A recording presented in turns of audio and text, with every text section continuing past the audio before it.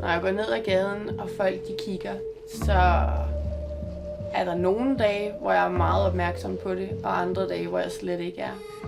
Der er folk, som simpelthen bare er gået ind i ting i supermarkedet for at kigge, og folks liv går bare lige i stå i 5 sekunder, når de får øje på mig. Men det generer mig ikke. Det er jo bare underholdende.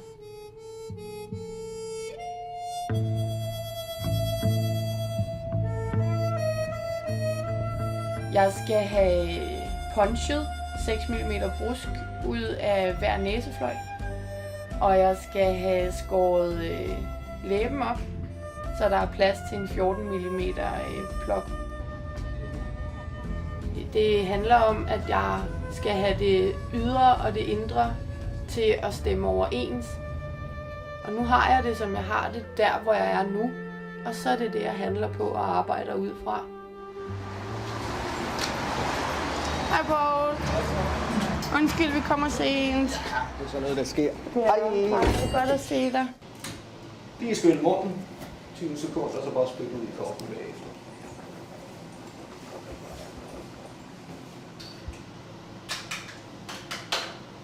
Bløder det monster bare i næsen? Det kan det godt finde på at gøre.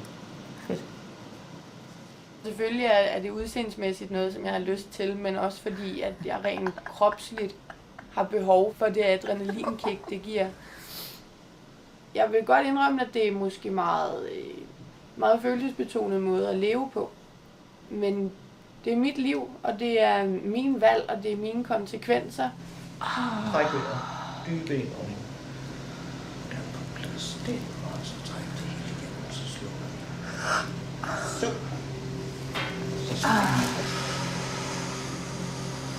Dips.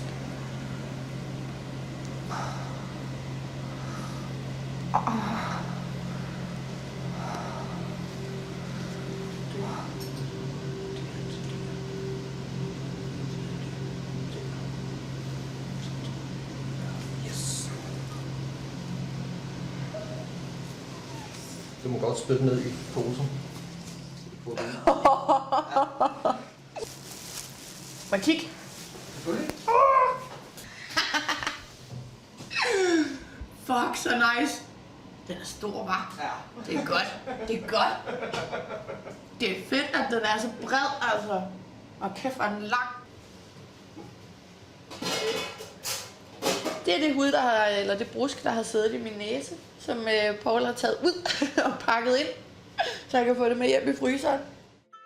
Hvis jeg ikke var pierced og tatoveret og moddet, som jeg er, jamen, så havde jeg gennemført min universitetsuddannelse og var måske blevet i rækkehus med min datter og hendes far.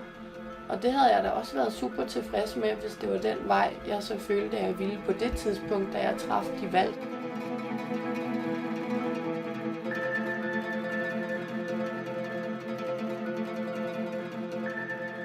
Når folk spørger, om jeg fortryder, når jeg bliver gammel, de ting, jeg har gjort ved min krop, så at sige, så synes jeg tit, det er et meget naivt og urelevant spørgsmål.